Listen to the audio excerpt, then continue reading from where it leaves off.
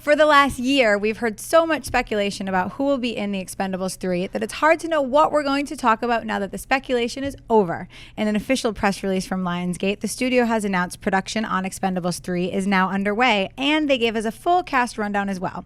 The press release gave us the following.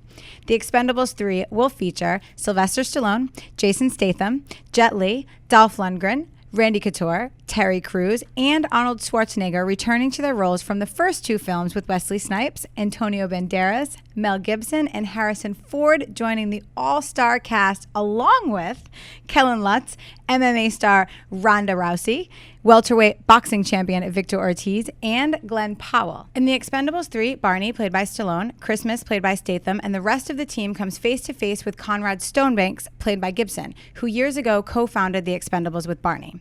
Stonebanks subsequently became the ruthless arms trader and someone who Barney was forced to kill, or so he thought. Stonebanks, who eluded death once before, now is making it his mission to end the Expendables, but Barney has other plans. Barney decides that he has to fight old blood with new blood and brings in a new era of Expendables team members, recruiting individuals who are younger, faster, and more tech-savvy. The latest mission becomes a class of classic old-school style versus high-tech expertise in the Expendables' most personal battle yet. John, what do you make of the cast list and the synopsis for The Expendables 3? I like the cast list. I've liked the casting rumors that we've heard. I like it as it's all been coming together. I love the addition of Harrison Ford. It's a shame about the whole Bruce Willis fiasco that happened with him not being there anymore and all that kind of stuff. But, Wesley Snipes being in there, perfect guy to throw in. I like seeing Ronda Rousey.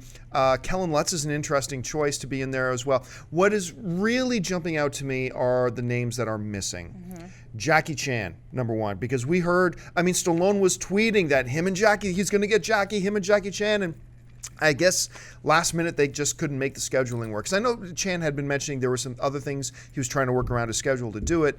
I guess they weren't able to work that out. I'm really disappointed to not see Jackie Chan. Because to see Jackie Chan and Jet Li in there together would have been fantastic. Also, Nic Cage. Nic Cage was a name that was thrown around a lot. I know for a fact that Stallone was trying to pursue him to get him in there. I can only assume it must have been a scheduling thing to make that work out. Early on, the name Clint Eastwood was thrown around. That would have been great. That would have been really interesting. And obviously he's not there. And also Mila Jovovich. Was a name that even right up until recently was being batted around as someone who's probably going to be there, and now she's not. So these are great names, no surprises, because we've heard all these names were going to be there. But yeah, conspicuous by their absence, Jackie Chan, Nic Cage, Clint Eastwood, Mila Jovovich, and of course Bruce Willis, but we know why he's not there. So, but overall, I'm excited about this. The Expendables are guilty pleasures of mine. I was okay with the first one. I really had fun with the second one, so I hope they keep ramping it up for the third one as well. I'm looking forward to it. How about you, Amy Rose? Yeah, my biggest disappointment from hearing this was definitely Mila Jovovich. I love her. As Alice in Resident Evil, Fifth Element, she is a babe and she's an action starlet. She's awesome, and I think that having some more, hot women in here. But Ronda is a great choice. Again, same as we feel about Gina Carano. I don't know if she can act yet. Only time will tell.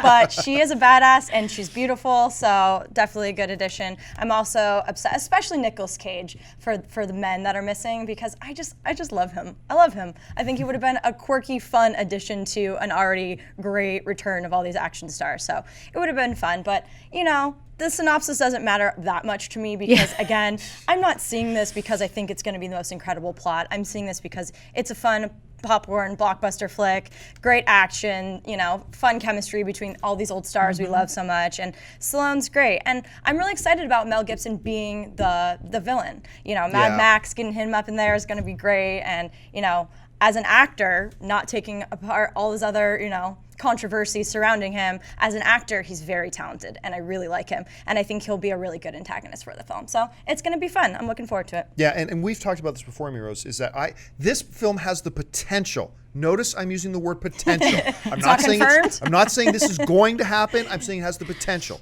For a guy like Mel Gibson, this has the potential to be his Tropic Thunder. What Tropic Thunder was to Tom Cruise. Because remember, up until Tropic Thunder, Tom Cruise was a joke. Everybody, he was the punchline to everybody's joke because of all the stuff that was going on in his personal life, Les rightly Grossman. or wrongly. But then he did Tropic Thunder as Les Grossman, just wacky, crazy, just doing something he never would have done before. I loved it. And all of a sudden, all was forgiven. Yes. And this, a role like this has the, once again, potential to help Mel Gibson a lot. If he goes really off the deep end in this movie, that could be awesome for him. So it'll be interesting to see how it You mean the works beaver out. didn't do it for him? Yeah, but this could be something. So let's keep our eyes on it and see how it turns out. I love that this movie's bringing in all the action stars that I grew up with, and then throwing in like Kellen Lutz, who's someone newer and has the potential to be a great action star. We'll see. We'll see.